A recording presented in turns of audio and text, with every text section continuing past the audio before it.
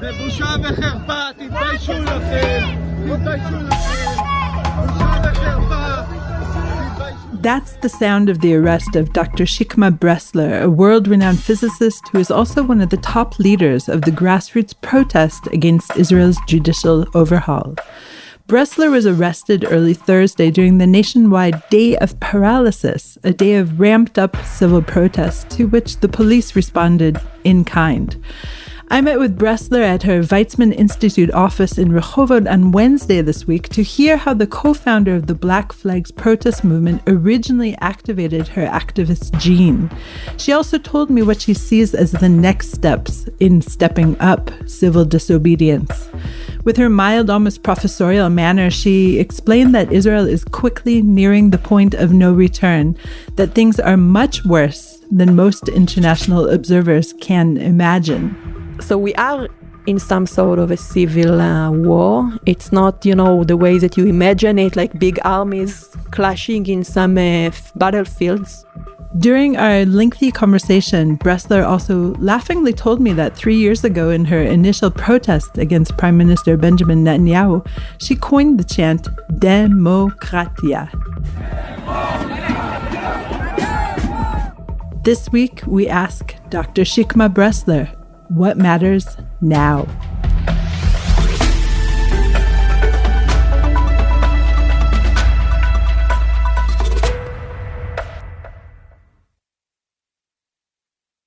Shikma, thank you for letting me join you today at the Weizman campus.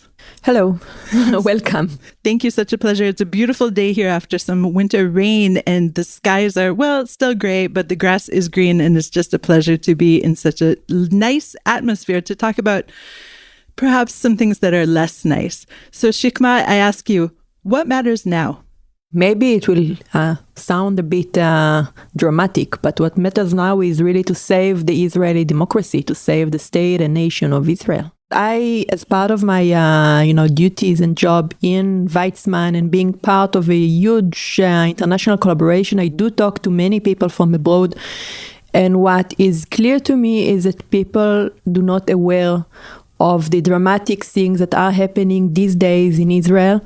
And the fact that if we will discuss it in a month from now, we could be already beyond the point of no return. What people need to take away out of this conversation and not wait to the end of it is to understand that we are now, these days, are facing a real coup in the sense that if we are not able to stop what is going on at the moment, in a couple of weeks, days maybe, Israel will no longer be a democracy, and then once the point of no return has passed, it will take decades to get back from this point, and maybe it will not even be possible. And I know it sounds dramatic, but it is dramatic.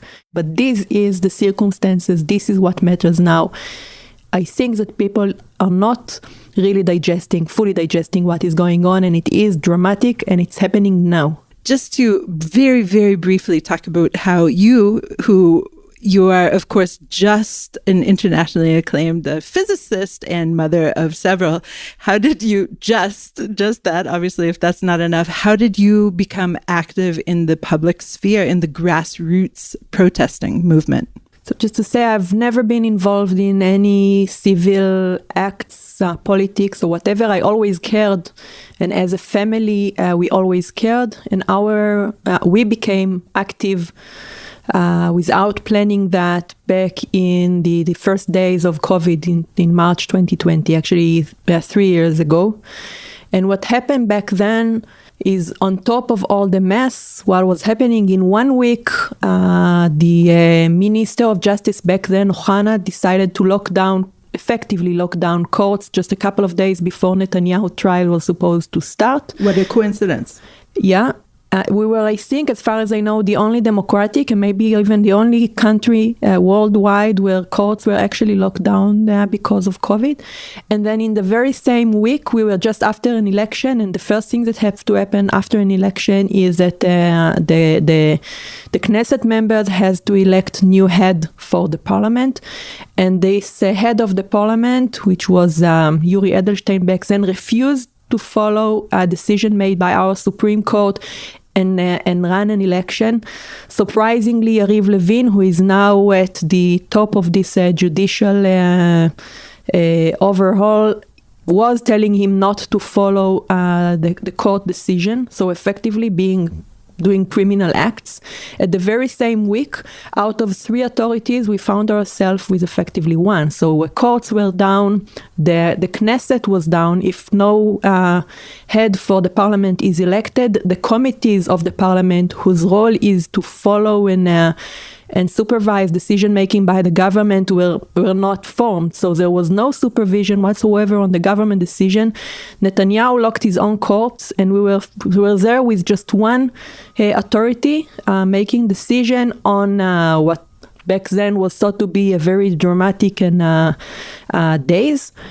And we just, we sat at home and say, what's going on? I mean, our knowledge is based on primary school knowledge, basically, and we know that the entire Israeli democracy is relying on having the separation of power and the balance in between them. And we were out of, no authorities, only one, nothing to balance on critical days.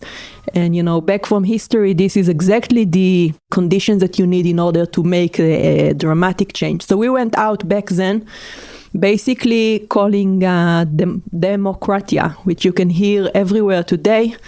I'm proud to say that I made this call, but back then. So it was from the first minute about democracy. It later changed into asking Netanyahu to leave, just because we understood there that he is basically the enabler of all of it. But what is going on today is even worse. Because of his criminal trials, he allowed and gave a lot of power to the super extremist groups in Israel, so racist groups, fundamental ones, who wants to make this coup or this revolution, if you want, judicial revolution, in order basically to change the backbone of this country from something that in its spirit sings and discusses things like equality and freedom into something that doesn't have equality, the basic of it, to let it go. And what we see today is that many people understand that. They understand that it's going to affect them, that it's going to affect their, the way that they see their future here. And what we see today is much broader than what we managed to do back then, simply because maybe back then it was just a threat. This is why we went out, by the way, with black flags. That in Israel means a threat. You put a black flag when the sea is dangerous. So this is what we wanted to mark back then. But now we go out with our own national flag, the blue and white flag, just because we are really fighting for the core values of this country, for everything that it means to us, and I think also to the world. And the danger is it's not a threat anymore, because it's here, it's happening right now. They have the majority to do that, basically to change the entire nature, the entire morals on which this country is based on, and to take it down a very, very, very dark road, which we see in countries like Hungary, like Poland, maybe Turkey, Iran. This is what we are facing. It's not a joke. It's not dramatic. It's not just to make, to attract your attentions over there, but it really is what is going on, and this is what we are fighting against. Okay, when you first began to protest, though, you say you, and I know it's also your brothers who helped found the Black Flag movement, but you can't just think, this is bad, I'll go out to the street, and then suddenly hundreds and then thousands and then hundreds and thousands will appear. There has to be some kind of mechanism of getting the word out. How did it spread? What was the wildfire that spread? So, thinking of that after it happened, like 2 years when the previous government was formed, we basically closed all of our activities. We were happy to go back to our own, normal life, because we were out just to make a change. Change happened, and so on. And then at that point in time, I was thinking how really, as you said, how did we manage? And I think that what was really happening is that because if people like us who were so not involved, so non-activist, felt that they have to do something, it just represents the feeling of many, many, many people, and they simply joined. They just needed or looked for someone to say, you know, come. And they came. So we found ourselves calling on first to a convoy to the Knesset. So to bring back the wind of change into the Knesset, this I think was what we said. And my brother recorded a short selfie movie asking people to join a convoy to the Knesset. I recorded something similar, and then it just, you know, it runs out and became viral really, really fast. And the next day when we actually went to the convoy, there were thousands of cars already there. And then, yes, then we understood that we know nothing about activism. But I think that maybe the wisest decision that we made was to, you know, embrace the fact that we don't know anything about activism and ask and get the experience of those who does. And they immediately joined. This was amazing. All of them immediately joined. So in an instant, we had an organization. We knew that we need to be, you know, to, for instance, have someone who will represent us to the media. We need to have some lawyer who will take care of the decisions we're making, that they are legal and so on, and that we need to build some logistics so that people can actually join. And this is how it evolved. And as I said, when Bennett and Lapid government was formed, we closed everything, all the activities. We just kept the WhatsApp groups basically alive, not active but alive. And now when the recent government was formed, by the way, in the beginning, nothing was happening. I mean, we didn't do anything, because if you look back at what Netanyahu said when he formed the government, what will be the 4 points that they are going to tackle, nothing was said about judicial, they want to call it reform, but I cannot call it a judicial reform, but really a coup. And only a couple of days later, Levin, the Minister of Justice, came up with this plan. And then it just shook us all apart. The president of the Supreme Court, Hayut, gave, I think, a mind-blowing speech about the essence of what they are proposing and what it actually means. And then you start getting tons of different groups understanding that this is going to affect them. And what was nice is that based on the experience that we gained in the first iteration, we knew very fast. There were people knowing. I wasn't one of those who led that at the beginning. I'm in it now. But really fast we understood that, okay, if groups are about to become active, they will need assistance. They will need some sort of a structure to support them financially, to support them against when going to the media, to all the logistics and all the, graphics, media and so on. So it was formed based on the knowledge gained in the first iteration. And now we have this headquarters that actually gives support to all the different groups, not telling them, not giving content, but provided that they are fighting for the same morals, the same democratic ideas, then we are giving them basically anything that they need in order to be effective. So you are part of this headquarters as well? Yeah. Correct. Okay, so in the headquarters, how many different groups are there? Over 100. There are over 100 people in the headquarters. So the headquarters has its, board. Right. And then there are all the parts, the things all the facilities that we facilitate. And then there are the different groups that get supports out of this headquarters. And then there are more than hundreds groups. So how many are on the board itself? It's also changing, around 8, maybe 6 to 8 people. Okay. But it's not a decision-making board in the sense that it's not a management, right? It's a board.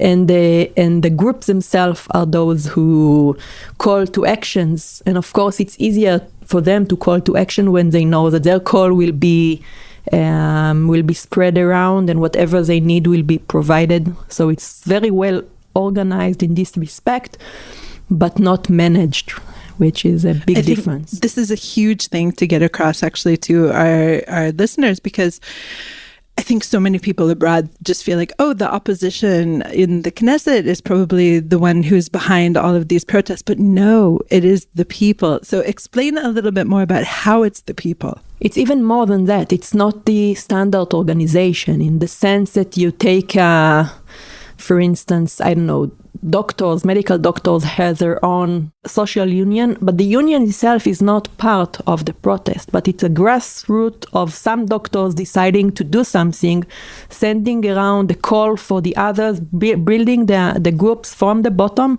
It's not the unions that are active. The unions, many of them are actually controlled by the Likud party for huge. If I say bribery, I'm putting myself at risk. So I won't call this bribery a bribery, but it is to some extent something like that. So, but what you're saying essentially is that individual doctors are using their social network that they've built as being part of different associations, etc., Exactly. and reaching out. And then what? To the majority of the doctors. And then they do some act, right? So they want to run some sort of a protest. So usually first they do something, maybe write a letter, send it to the press, and then from that point on, what we understood in the headquarters thing, or the people who came up with the idea of establishing this headquarters, is that fine, so they have a group. How can they manage to be active? How can they be effective?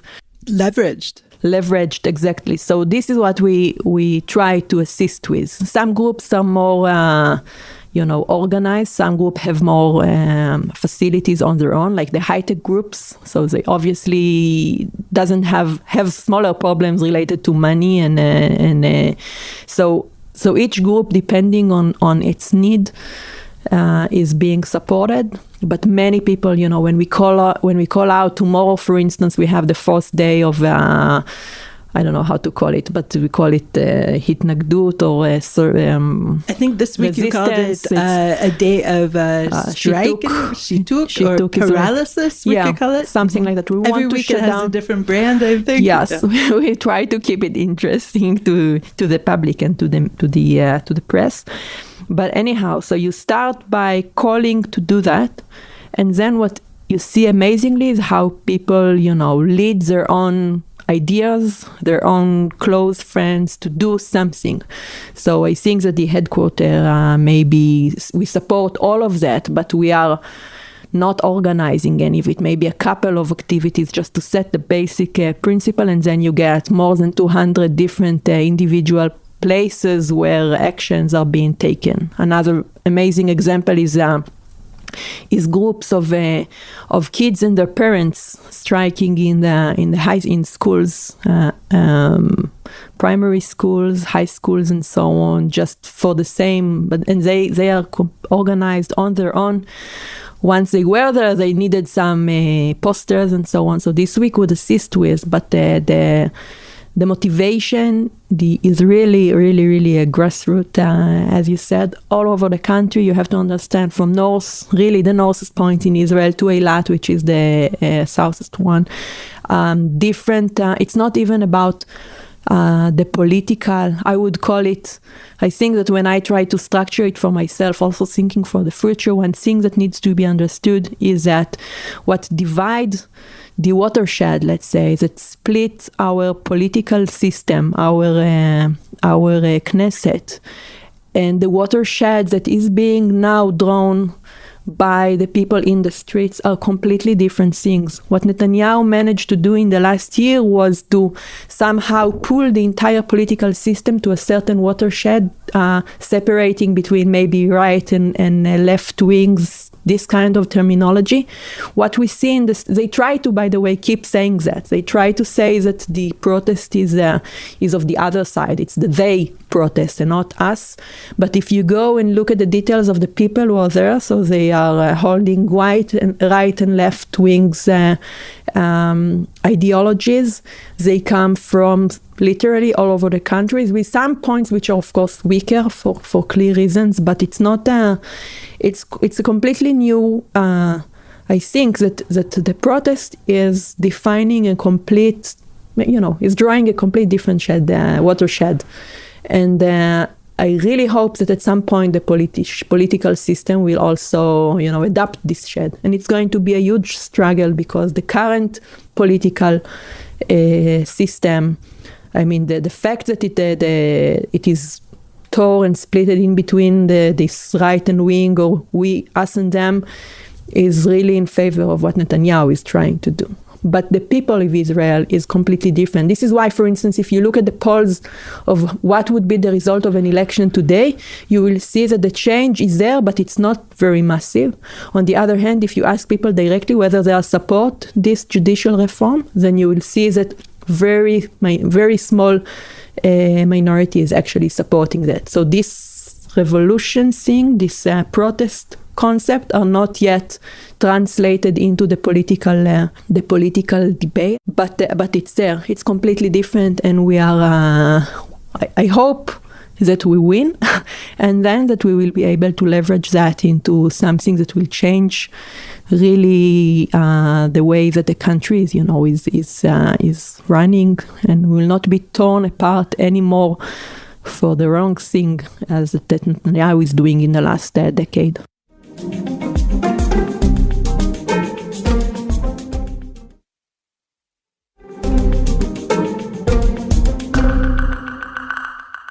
How could you, just to play devil's advocate, how could you possibly win? The government coalition will pass the overhaul bills because it can. It's in power. It will do that. So what is a win for you? So first of all, to some extent, we are already winning. Maybe we are winning a battle, but not the entire war. But you have to understand that they try. If you look at the changes that Orban did in Hungary in the last decade, and you compare it to what is being done here, they try to do what Orban did in a decade in Hungary to do here in 2 months. As I said, it's not just one law that they are trying to pass, but it's more than 120 laws that are being really ambushed on us. And this will probably not happen the way that they want. They thought that they are going to, to do this legislation and they will be done with it in no time, no defense. And now they need to change that. So they are calling back a lot of their thing and only focusing on this committee for the election of judges, which is the core thing. If you go back again to Hungary, you will see that this is how Orban started, by taking control over the judicial or the courts and the judges. So they are focusing on that. What is likely to happen is that, as you said, they will pass the law because they do have a very stable majority in the parliament. But what needs to be remembered is that in a democratic countries, and as long as this law did not pass, Israel is still a democracy, then the parliament or the government gets its legitimacy from the people. And what this protest is showing is that the people of Israel, a vast majority of them, if you look at the polls, again, it's more than 70% who do not support the judicial overhaul the way it is being done right now. What we are showing on the streets is that we do not, that these acts taken by our government are not legitimate on us. And this should give the strength and the courage, let's say, to the remaining gatekeepers to do their job. So what we hope will happen, what should happen, is that if they pass those laws, then the Supreme Court will somehow deny them. They have the ability to do that. And then, by the way, our Minister of Justice already say that he will not follow the Supreme Court decision if they deny the rules, meaning he's effectively saying that he is going to be not following the rules. Breaking the law. Breaking the law, chaos. exactly. Yeah, exactly. So we call it constitutional clash or whatever, constitutional crisis. But what it actually means is that the government do not follow the law. I mean, they deny the law, they becoming active criminals.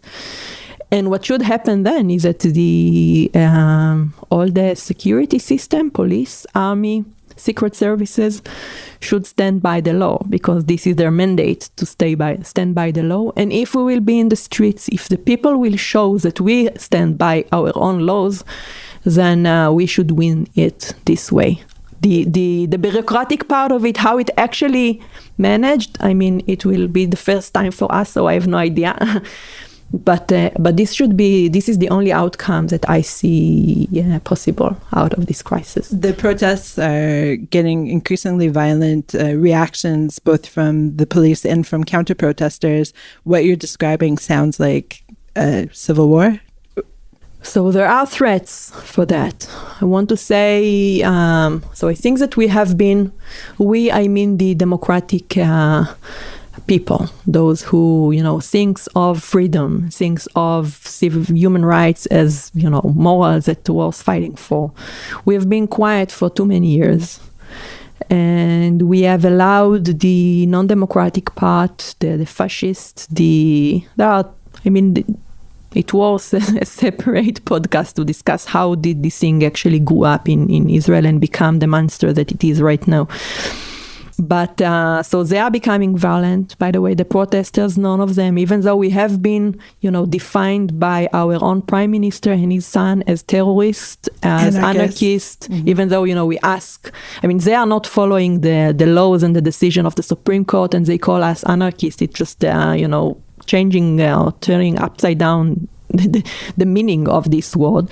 Whatever, any other words that you can imagine we have been blamed on, but it doesn't work for them. It doesn't stop us from moving forward. It doesn't stop new people from joining. And and I think that, as you say, the next step, the tools that they are left with is violence. I hope it will not go there, but I have to say that I'm not certain. You see tons of attack, people running over really with the cars to hurt people. We have tons of people from the protest reporting that they walk around with the Israeli flags, and the flag is being taken away violently from them. They are being surrounded by a group of people who wear masks to hide their identities. So we are in some sort of a civil war. It's not, the way that you imagine it, like big armies clashing in some battlefields, but it is. You feel like we are in a civil war right now? We are, how would you call it, right? Being attacked by other. But I have to say that what we do understand is that we have, against that, we cannot take our, head down. We have to look straight, move forward, and win this thing. Again, non-violent, we are not violent, but we understand who we are facing, and we have to win that. So let's suppose that the judicial appointments bill goes through and that the Supreme Court does not say that it is not democratic, meaning it goes through, the Supreme Court restrains itself and does not act. What then?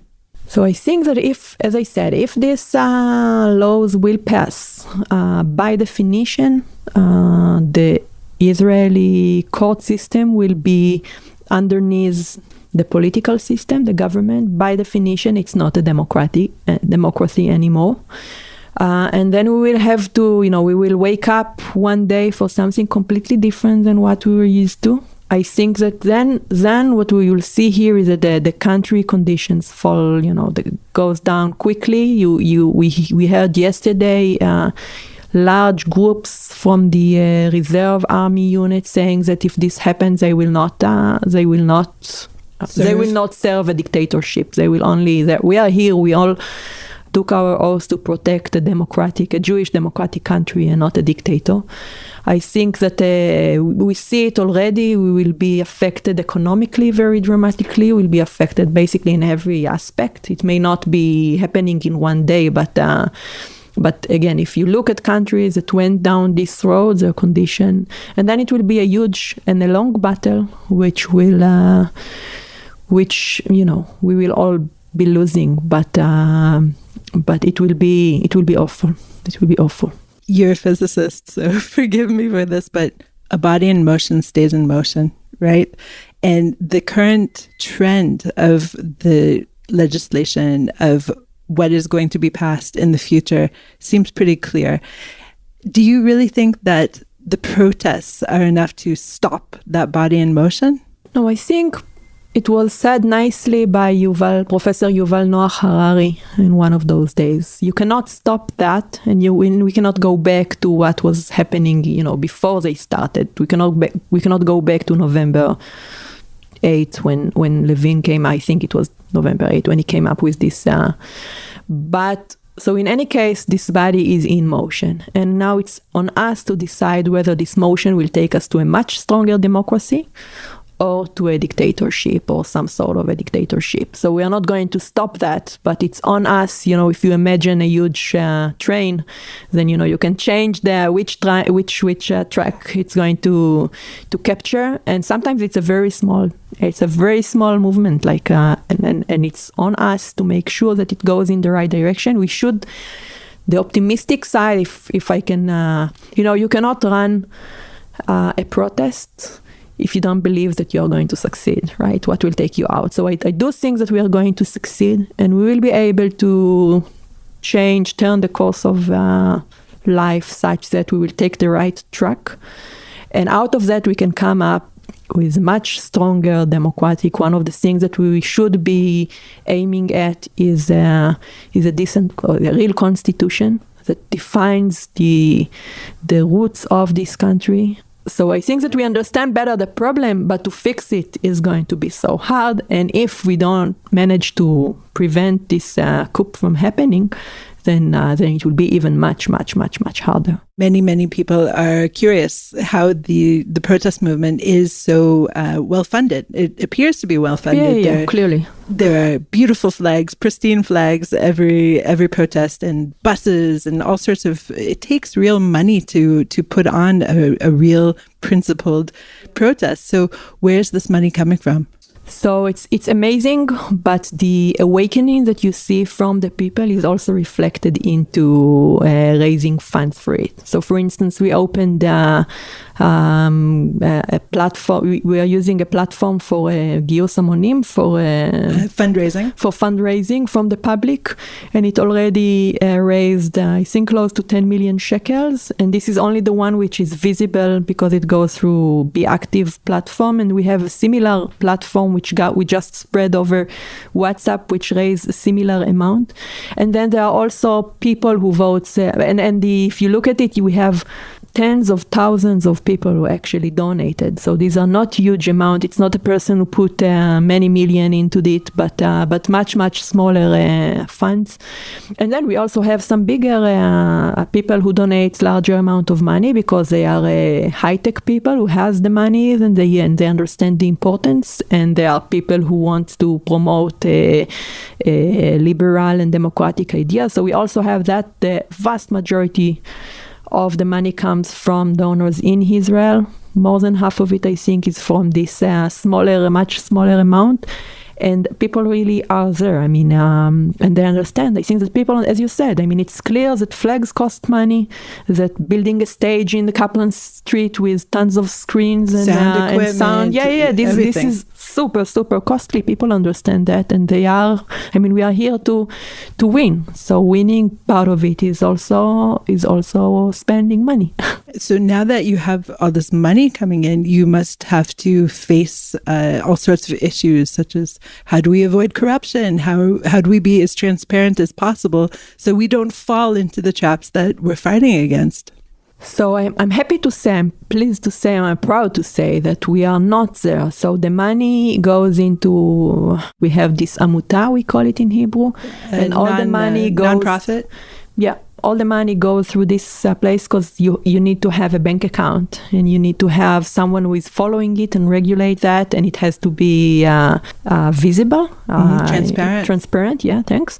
And so it is there. You can find all the details. We report as we are. We need to report when having that, and really all the money that is being donated is used for that. It's even more than that, since, as I said, there are tons of different groups. So sometimes people donate money for specific groups' activities.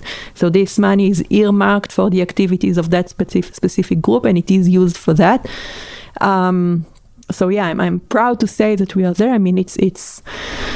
I think that what you see out now is really the amazing faces of Israel, as I think that in the recent years. I mean, you know about a lot of that, for instance, the Jewish communities in North America, for instance, some of them are looking with bad eye on what is going on here in the last decade. I think it's because the people that are now in the streets, we were really quiet. We were, putting our head down, just hoping that it will end. And what you see right now is really what you had in your thoughts about what Israel is all about. And you see the beautiful faces of Israel, and you see that it is really the majority of the people. So I'm not ignoring the fact that we do have fundamentalist groups and racists here, but the majority of the people here are fighting now. Also, a friend from the Silicon Valley, I hope I can call her a friend, she told me, well, it's a good opportunity for us to be united again, as to take Israel as the country of the Jewish nation as a whole. I kind of think it is correct, because what people should be seeing right now when they come and look into the protesters is all the things that we ever thought about the beautiful faces of this country, and it's amazing. You're organized, you're funded, you have many, many activists in the streets. Why not take it to the next level and enter politics and help the Knesset, or guide the Knesset, move that body that's in motion, slightly tap it and give it back the chance of going to the center? First of all, we do not anticipate elections anytime soon. This is one thing that needs to be understood. As I said, there is a huge gap right now between the... Maybe I'm repeating this term too many times, but there is a huge gap between the political watershed and the protest watershed, and it's not going to be. This is one thing that should be understood. It's going to be super hard to win the fights that will take the right watershed up. We are facing, we call it here a poisoning machine that works super efficiently on all the news, the media, the social media. So the things that are clear to me, to make them clearer and to let them propagate. We are behind by more than a decade on what the other side did, what Netanyahu did here in the last decade. And this is something that, has to be understood. So it may take a long time for what's happening now in the street to reflect into the political system. And I think that these days are dramatic, because if we fail to prevent this rebellion from happening, this coup from happening, we will not be able to even try to change it. Because if the country goes in the dictatorship road, people like me will not be able to sit here like you and talk. I mean, it's almost unbelievable. I don't believe that this is going to happen had we fail. But if you look at what happened to academia people, journalists, and judicial system in places like Hungary and Turkey and Poland, this is the meaning of that. Now, I'm saying that it sounds to me, I'm not even connected, emotionally connected to this statement. But if you do it very realistically, and so this is the concern. And so if we manage to prevent it, we still have huge way to go. I do hope that people that are now active will not disappear and get back to their own life the minute after. This is what happened to us in the previous round. We should somehow take leverage out of it and into later on to politics somehow.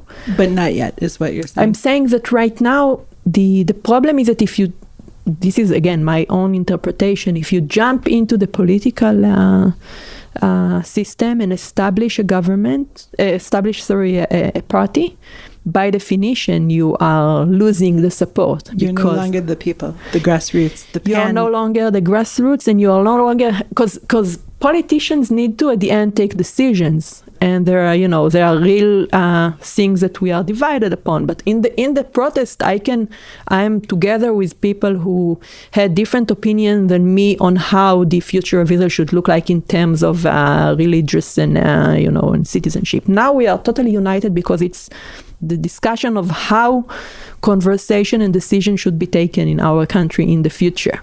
It's not about making a decision of what it is. And this is a completely different level of discussion. And politics, I think, is that to either that we manage to make the politics deal with what we are dealing in, which will be the ideal, or that we first fix everything and then we go back fighting against and arguing again about, how to structure how to deal with the core problems of this country.